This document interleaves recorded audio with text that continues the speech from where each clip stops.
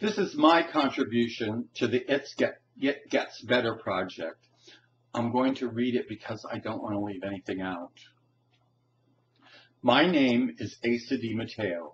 I am 63 years old and came out as a gay man in 1964 at 17 years of age when I lived in Nevada City, a small town in California's gold country.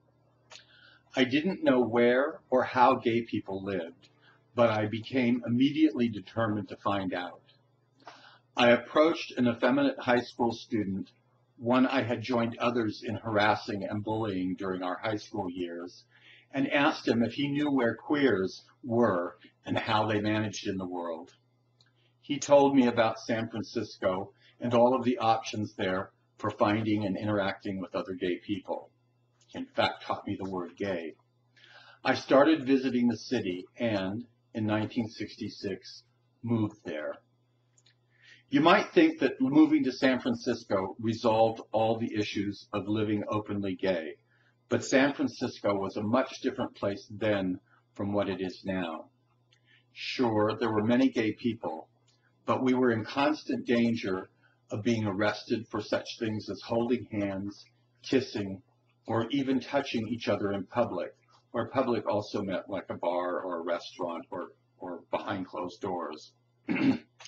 Of being fired from our jobs as criminals and moral degenerates, of being evicted from our homes on moral grounds, of being entrapped by the police, of being physically attacked on the streets by both police and civilians.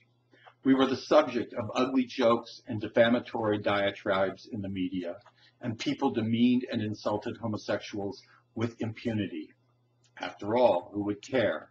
We were judged perverted, mentally ill outlaws who were faced with, and deserved, an eternity of hellfire and damnation.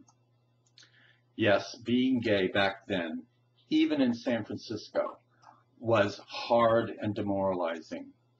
But we survived because we knew, despite all the messages to the contrary, that we were not what people said we were.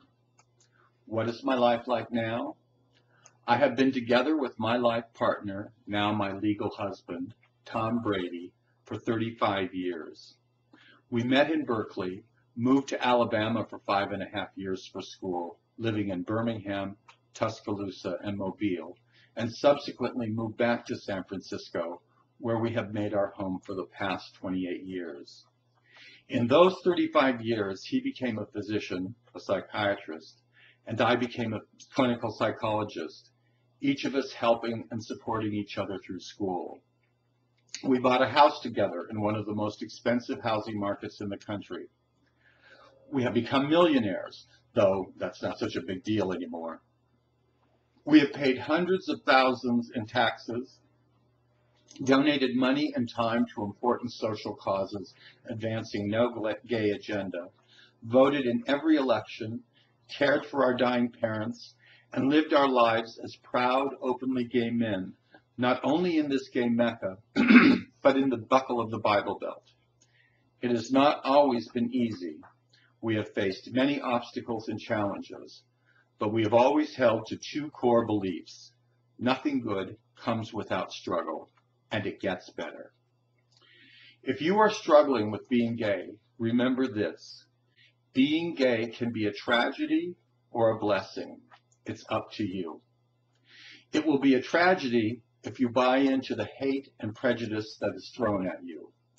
It will be a blessing if you live the life you were intended to live. Why a blessing? Because you will have overcome adversity with your steel tempered into strength and flexibility. You will understand the world and the problems all humans face in a way that people without such adversity never can. You will find your own compassion and understanding and offer both to others, even those who would harm you. And you will find the joy of a life lived authentically. And living authentically, you will find good people everywhere, gay and straight, even in the most unlikely of places. You just have to look. It may not seem like it now, but it doesn't just get better. It gets great. And if that's not enough, then remember this. The best revenge is a life well lived. Live well.